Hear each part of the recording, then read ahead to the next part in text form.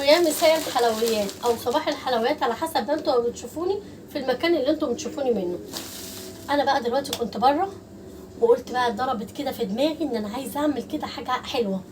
فطب هعمل ايه؟ هتعملي ايه يا بنتي يا عموسه؟ خلاص انا هعمل الترند الجديد اللي هو ترند الشيبسي. عديت كده بقى طبعا وانا ماشيه جبت شويه حاجات. تمام.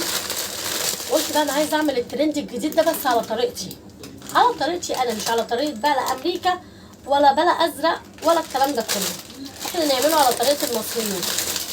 جبت كده بقى ايه الاندومي، جبت البتاع دي، جبت الصلصه عشان ما كانش عندي صلصه. تمام.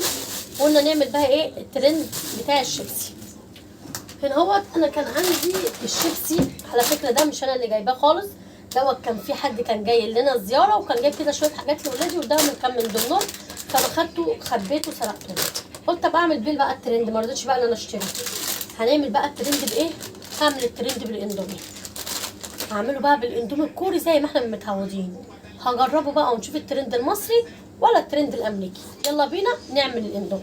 وهنا بقى عشان خاطر نعمل الاندومي الكوري، اول حاجه معانا طبعا الطاسه على النار، هننزل عليها بكوبايه من الميه وكمان معلقه صويا صوص، وبعد كده هننزل بمعلقه من الصلصه وهنقلبهم كده في بعضيهم كويس جدا لغايه لما الميه بتاعتنا تغلي.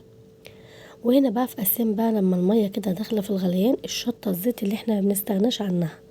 انا نوت بتبقى عندي شطه زيت عشان خاطر الكشري، فطبعا هناخد بقى كده منها حته، تكون كده حته محترمه كده تخلينا الاندومي بتاعنا مولع كده مشطشط.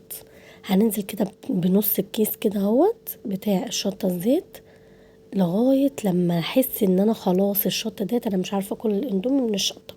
كده كده قلنا الاندومي الكوري بيبقى عباره عن شطه زيت، البهارات بتاعته بتبقى عباره عن شطه زيت وصويا صوص، بس الصويا صوص بيبقى غامق شويه عن اللي عندنا. انا مش عارفه الصويا صوص اللي عندنا بيبقى فاتح كده ليه. وبعد كده الميه كده خلاص غليت معانا، هننزل عليها بكيس من الاندومي. حابه تحطي كيسين الاندومي مفيش مشكله لو انت جعانه شويه، بس هو عامه الشيبسي مع الاندومي مع اي حاجه تانية تحطيها تحسي انك انت اصلا شبعتي من كيس واحد. هنا الاندومي بتاعي انا مش هحط البهارات بتاعته كلها، يعني انا هحط بس حوالي شويه صغيرين كده من البهارات لان الشيبسي اصلا فيه ملح وصويا الصوص مع الصلصه وكده كل فيه ملح، بس انا هنزل بالشطه كلها يعني. وهنبتدي كده بقى نقلبه يمين وشمال لغايه لما يفك كده ويستوي معانا. طيب عندك هنا بقى فراخ حطي، عندك لحمه مفرومه زي ما انا ما حطيت مع الصاجه حطي، شوفي ايه الحاجه اللي انت حابه تحطيها في الترند مش هيقولك لا. كده بقى هنجيب كيس الشيبسي بتاعنا عشان نعمل بقى الترند بتاعنا احنا بقى، ده بقى ملناش دعوه اي ترند تاني بيتعمل، احنا هنعمل الترند على المصريين. قلنا كده كيس الشيبسي بقى، اسند لي نفسك كده، اسند لي نفسك كده تعدل، ولا عشان انا مش طايقاك اصلا؟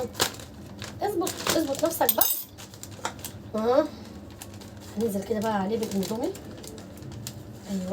ايوه اوعى تقع ايوه كده.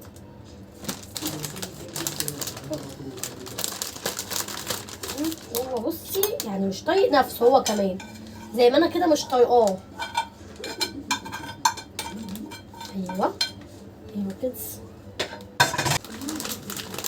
احب انا بقى الترندات اللي من النوع ده، اللي انت بقى ده بقى طبعا في فلفل حامي، ننزل بشويه لحمه مفروكه تاني، مش عايزه اكتر لحمه مفرومه انا. يلا وادي المعلقه حبه كاتشب. ظبطي الكاتشب الطريقه دي. شايفين يا جماعه سخن جدا. نقلب اصل الشيبس لوحده والحاجه دي كده لوحديها ما تشبعش. شايفين الاندومي عامل له شغل جامد جدا الاندومي عامل له شغل للترند جامد جدا.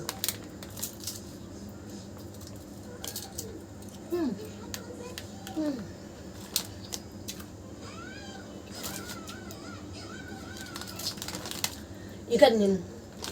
والشطه بجد